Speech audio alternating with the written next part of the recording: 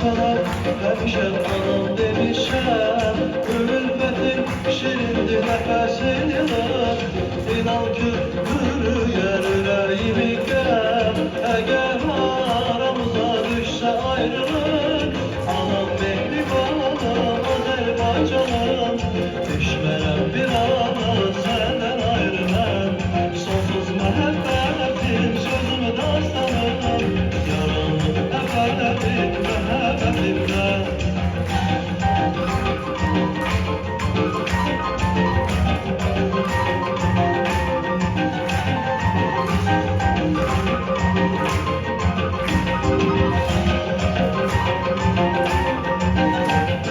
Xəzərin gölün, Arazın gülün, eşqini qoparmağıma sinəmdən.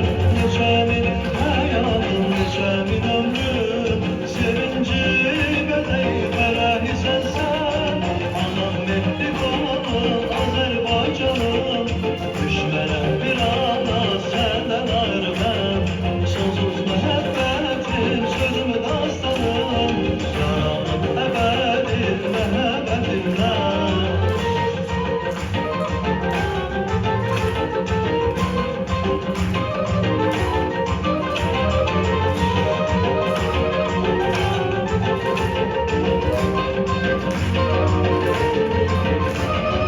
Anam mehribanım, Azərbaycanım. Düşmərəm bir ana səndən ayrı mən.